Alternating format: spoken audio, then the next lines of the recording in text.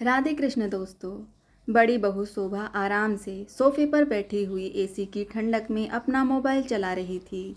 जैसे ही राशन और सब्जियां लेकर छोटी बहू मीरा घर पहुंची तो शोभा कहने लगी, छोटी मेरे लिए जरा एक गिलास पानी लाना। मीरा हैरान रह गई और सोचने लगी कि मैं अभी अभी बाहर से आई हूँ और दीदी मुझे रसोई में दौड़ा रही हैं। फिर भी उसने कुछ कहा नहीं और चुपचाप अपनी जेठानी को एक गिलास पानी लेकर दे दिया और खुद भी एसी की ठंडक में बैठकर अपनी थकान उतारने लगी। तभी शोभा कहने लगी, सुनो, आज डुग्गू को कड़ी चावल खाने का मन कर रहा था तो तुम कड़ी चावल बना लेना। माँ जी के कपड़े छत पर सूख रहे होंगे तो उन्हें भी उतार लाना और प्रेस करके रख देना। तुम ये जो सब्जी और फल लेकर आई हो उन्हें फ्रिज में रख देना और राशन का सारा सामान डब्बों में भर देना। मैंने देखा है कि रसोई में कुछ राशन के डब्बे गंदे हो गए हैं तो उन्हें धोकर धूप में सूखने के लिए डाल देना। और हाँ, कच्चे आम तो लाई हो ना तुम? मीरा धीरे से बोली। हाँ दीदी, कच्चे आम लाई हूँ मैं।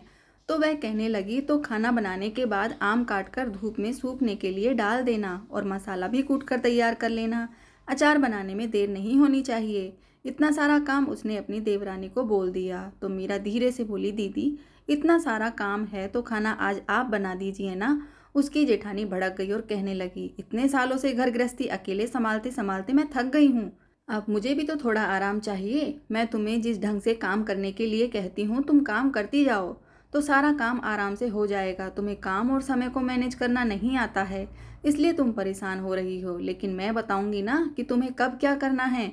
अभी यहाँ पर बैठी हो, इससे अच्छा सब्जी फ्रिज में रख देती। मीरा हैरानी से बोली, दीदी मैं बाजार से थकी हुई आई हूँ, थोड़ा बैठ भी नहीं सकती क्या? मेरे मायके में तो सारे काम मम्मी और ताई जी मिलकर करती थी। अगर ताई जी बाजार जाती थी तो मम्मी खाना तैयार करके रखती थी, लेकिन यहाँ तो आपने बाजार से सामान लाने के लिए भी मुझे भेजा और आप खाना बनाने के लिए भी मुझे ही बोल रही हैं। हम मिलजुल कर भी तो सारे काम निपटा सकते हैं ना। इससे किसी एक पर काम का ज़्यादा बोझ भी नहीं पड़ेगा और काम भी समय से ख़त्म हो जाएगा। उसकी जेठानी गुस्से में बोली, तुम्हें अभी आए हुए 4 महीने ही हुए हैं और इतनी जुबान चल रही है तुम्हारी।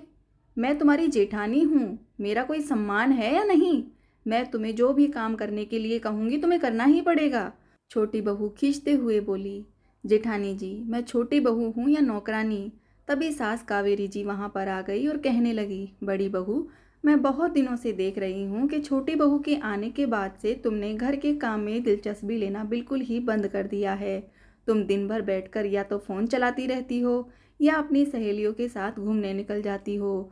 डुग्गू को स्कूल भेजना और उसके टिफ़िन बनाने की जिम्मेदारी भी तुमने छोटी बहू पर डाल रखी है। ऊपर से घर के सारे काम भी उसे करने के लिए कहती हो। छोटी बहू के आने के बाद क्या तुम्हारी जिम्मेदारियां कम हो गई हैं? वह कहने लगी, छोटी बहू के होते हुए मैं इतना सारा काम क्यों करूं? मैं अपने पर्सनल काम तो करती हूँ ना। मैं खुद के कमरे में झाड़ू लगा लेती हूँ, पोछा लगा लेती हूँ, अपने गंदी थाली खुद धो लेती हूँ, अपने कपड़ों को धो लेती हूँ। वह सब तो छोटी नहीं करती ना। घर की जिम्मेदारी इतने सालों से मैं उठा रही हूँ तो क्या मीरा अब मुझे आराम नहीं दे सकती? कावेरी जी उसे समझाते हुए बोली, ऐसे थोड़ी ना होता है। अब तो तुम्हें खुश होना चाहिए, तुम्हारे काम में हाथ बटाने के लिए तुम्हारी देवरानी भी आ गई है। दोनों मिलकर काम कर लो, वरना ऐसे में तो परिवार टूट जाते हैं। वह गुस्से में कहने लगी, आप मुझे धमकी दे रही हैं क्या? मैं किसी की धमकियों से डरने वाली नहीं हूँ। तब सास उसे समझते हुए बोली, देखो बहू, मैं तो सीधी सादी बात कर रही हूँ, कहीं ऐसे में घर का बंटवारा न हो जाए। तो घर का बंटवारा करने से अच्छा है कि काम का बंटवारा कर लो। दोनों मिलजुल कर बातचीत कर लो कि कौन सा काम कैसे करना है, तो किसी को कोई दिक्कत नहीं होगी। कहीं ऐसा न हो कि छोटी बहू इन चीज़ों से परेशान होकर कल को बंटवारा करने की बात कर दे। शोभा गुस्से में बोली, तो बंटवारा करने की बात कर भी देगी तो मैं क्या बंटवारे से डरती हूँ? अच्छा ही है, मैं भी फ्री हो जाऊंगी। इतने सारे लोगों की किचकिच मुझे झेलनी नहीं पड़ेगी। ऊपर से जब देखो तब आप बीमार पड़ जाती हैं। आपकी तो ये चहेती बहू है ना, आप इसी के पक्ष में लड़ रही हैं तो कर दीजिए बंटवारा और रहिए अपनी चहेती बहू के साथ। इतना कहकर वह मुंह बनाते हुए वहां से चली गई। कावेरी जी हैरान रह गई। उन्होंने कभी सोचा भी नहीं था कि बड़ी बहू ऐसा व्यवहार कर सकती है। उन्होंने तो हमेशा बहू को खुला माहौल दिया, कभी किसी चीज़ के लिए रोक टोक नहीं लगाई। उन्हें लगता था कि दोनों बेटे बहू साथ मिलकर रहेंगे तो ज़्यादा अच्छा रहेगा, लेकिन इतना सब करने के बावजूद भी बड़ी बहू के मन में इतनी कड़वाहट थी। यह उन्हें पता नहीं था। उनकी आंखों से आंसू बहने लगे। तभी छोटी बहू सहमते हुए उनके पास आई और कहने लगी, माँ जी, जाने दीजिए दीदी को। मुझे जो भी काम उन्होंने कहा है मैं धीरे धीरे कर लूँगी, आप परेशान मत होइए।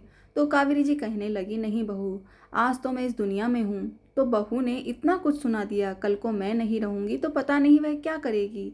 इसलिए अब परिवार की भलाई इसी में है कि बंटवारा कर दिया जाए।